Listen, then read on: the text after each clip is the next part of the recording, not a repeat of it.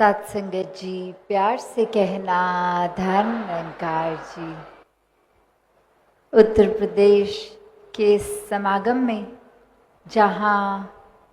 सारी ही जगह से और देश के अन्य कोनों से विदेश से भी महापुरुष पहुँचे हैं, और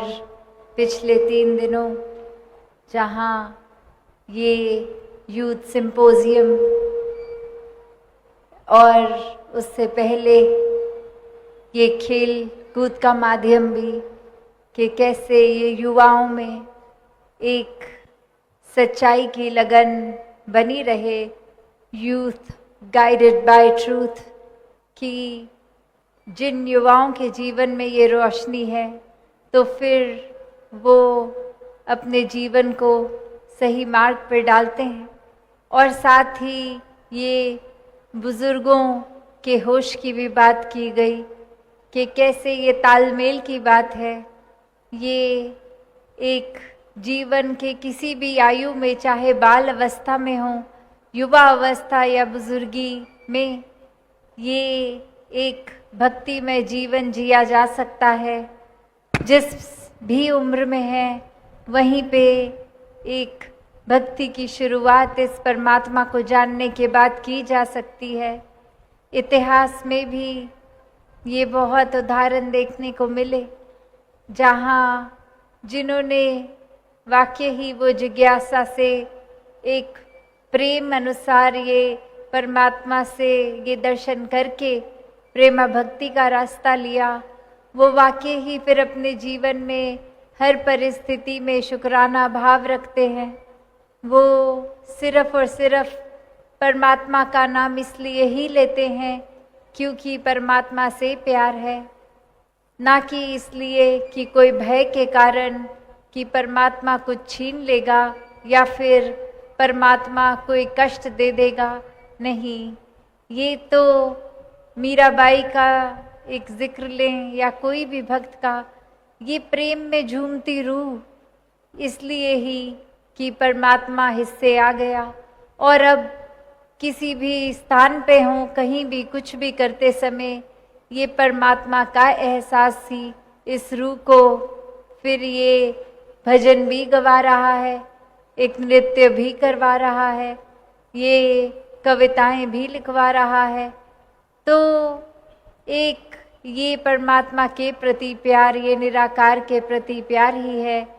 जो वाकई ही प्रेमा भक्ति का सार के एक लगन रहकर एकमिक होके ये ओत प्रोत मामला। और फिर इसी भक्ति में जिन्होंने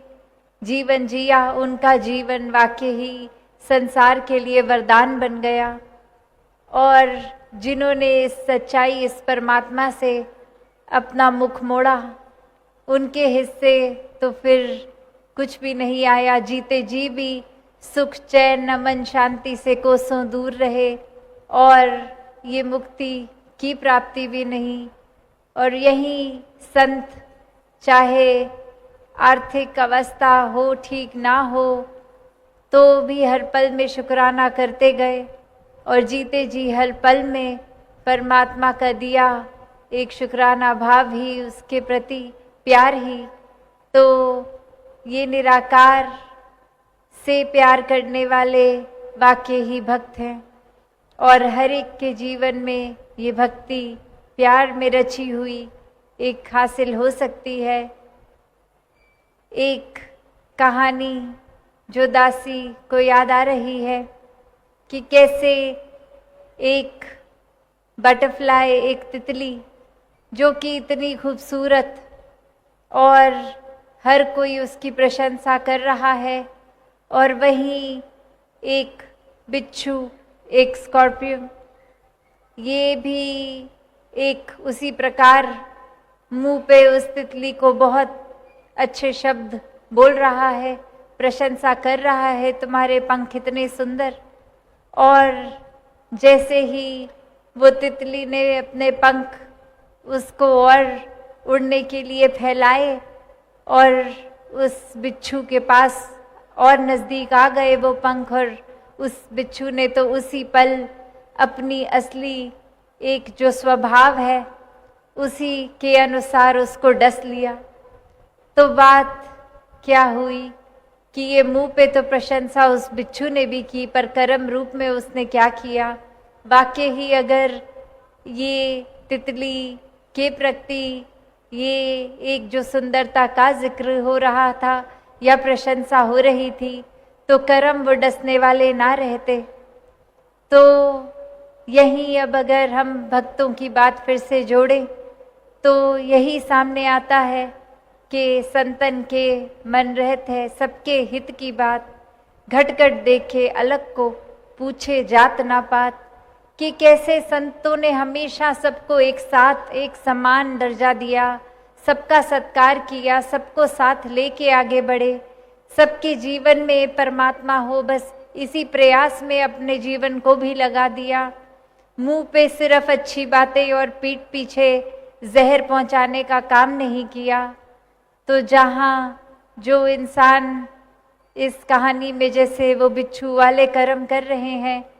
कि मुंह पर तो तारीफ और फिर मौका देखते ही दुख पहुंचाना, कष्ट देना,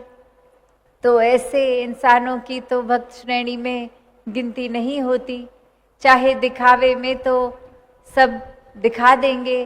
कि हाँ हम तो परमात्मा में मानते हैं, हम तो सत्संग भी आते हैं, एक हमारे कर्म तो कितने सुंदर हैं, हम तो समाज में दान पुण्य का काम भी कर लेते हैं, एक वाहवाही हमारी बहुत है। तो ऐसा करना और साथ ही एक कर्म रूप में फिर छल कपट से किसी की धन को छीनना,